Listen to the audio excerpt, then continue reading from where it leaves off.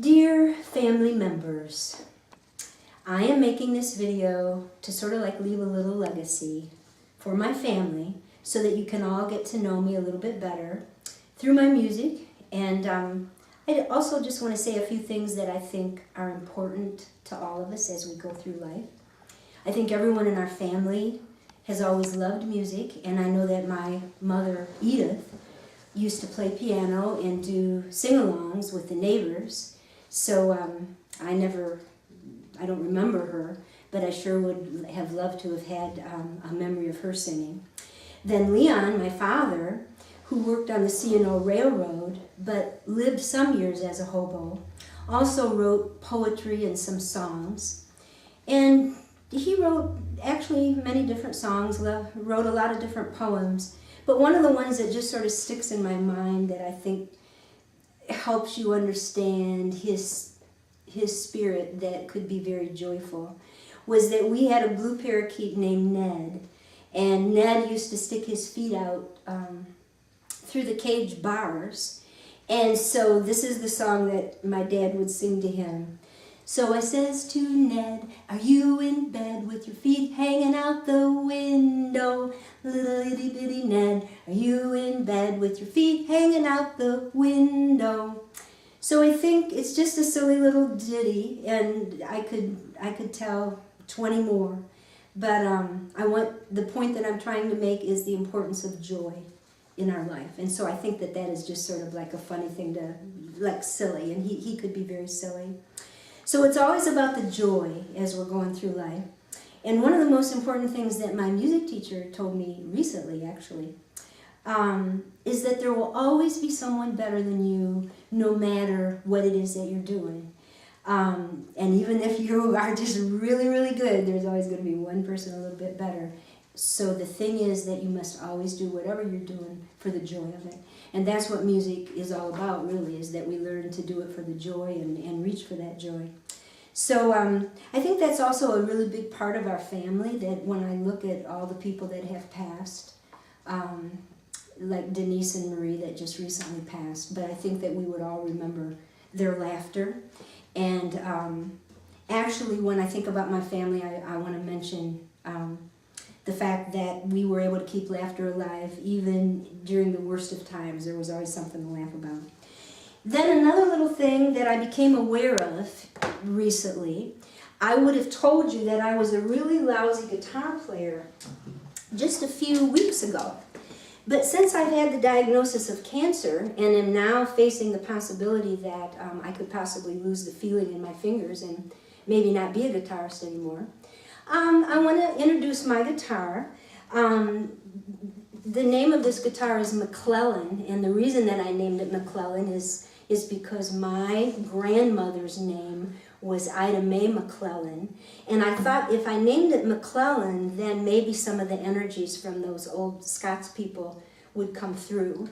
So this is McClellan, and the first song that I'm going to do, you might think is a little strange about why I picked this, but to tell you the truth, of all the songs that I know, this particular song, it just really says what I'm trying to say to you all, which is that music and the feelings that we have are sort of like a hand-me-down, and that hand-me-down comes through us in the music, that I would like abundance for everybody, not just in my family. I mean, let's face it, for the whole earth, if I had any control over that.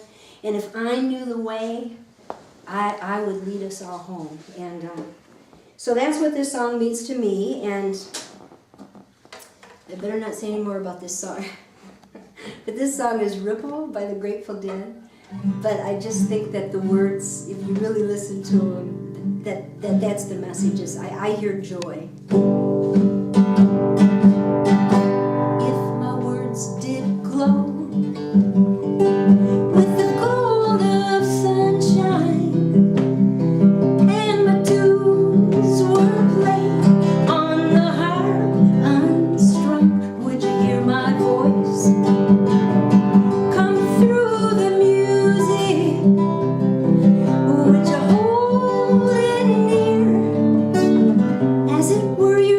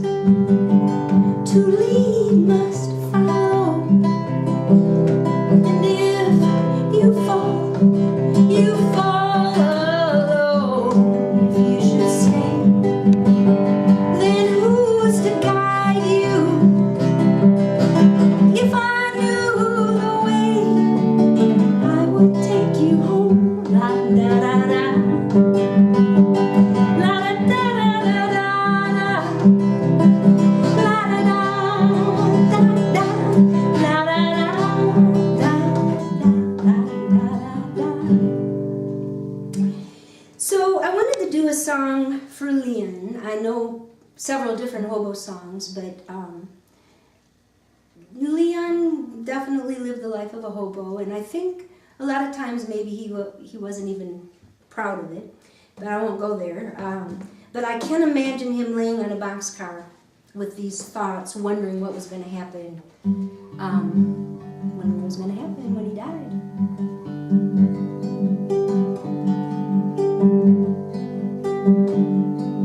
Last night, as I lay on the boxcar, just waiting for a train to pass by,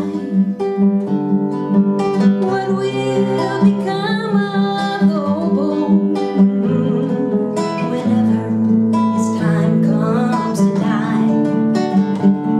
There's a master up yonder in heaven, got a place that we might call our own. We have to work for a living in that land that lies hidden up there. Will there be any freight trains in heaven? Any boxcars in which we might hide? And will there be any tough cops or brave men? Will they tell us that we cannot ride? Will the hobo chum with the rich man? Will there always be money to spare? Will they have respect for the hobo in that land that lies hidden up there? In that land that lies hidden up there. Now, one song for Edith.